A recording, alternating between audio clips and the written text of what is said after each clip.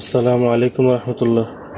অষ্টম শ্রেণী গণিত অনুশীলনী 3-এর প্রশ্ন 20 নিয়ে আলোচনা করব ইনশাআল্লাহ। প্রশ্নটি হলো, একটি আয়তাকার চৌবাচ্চার দৈর্ঘ্য 5.5 মিটার, প্রস্থ 4 মিটার এবং উচ্চতা 2 মিটার।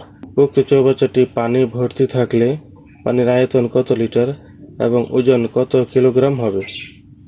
সমাধান লিখে একটি চৌবাচ্চা আঁকলাম। এর দৈর্ঘ্য হচ্ছে 5.5 মিটার, প্রস্থ 4 এবং উচ্চতা 2 লিখলাম এখানে। এটা হচ্ছে একটি চৌবাচ্চা, আয়তাকার চৌবাচ্চা বা টাঙ্কি বলি বা হাউস বলি, যেটাই বলি। তো এটা এখন লিখবো। দেওয়া আছে আয়তাকার চৌবাচ্চার দৈর্ঘ্য 5.5 মিটার, প্রস্থ 4 মিটার এবং উচ্চতা 2 মিটার। সুতরাং চৌবাচ্চাটির আয়তনের জন্য দৈর্ঘ্য, প্রস্থ, উচ্চতার প্রয়োজন।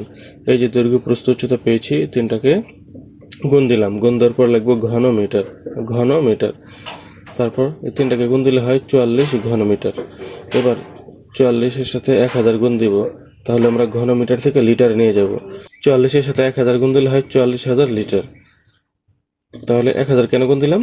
আমরা জানি 1 ঘন মিটার সমান 1000 লিটার, এই জন্য 1000 দিয়ে গুণ দিয়েছি। তারপর সুতরাং চৌবাচ্চাটির পানির আয়তন 44,000 লিটার। আবার 1 লিটার বিশুদ্ধ পানির ওজন 1 কিলোগ্রাম। বিশুদ্ধ পানি বলছে মানে হচ্ছে যেটার মধ্যে কোনো কেমিক্যাল বা অন্য কোনো পদার্থ মিশ্রিত নেই।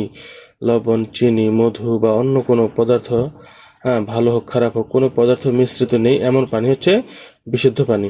তো 1 লিটার বিশুদ্ধ পানির ওজন 1 কিলোগ্রাম। সুতরাং 44,000 লিটার বিশুদ্ধ পানির ওজন 44,000 গুণ 1 কিলোগ্রাম, যেটা গুণ দিলে হবে 44,000 কিলোগ্রাম। সুতরাং নির্ণীয় পানির আয়তন 44,000 লিটার এবং ওজন 44,000 কিলোগ্রাম। উত্তর হবে 44,000 লিটার ও 44,000 কিলোগ্রাম।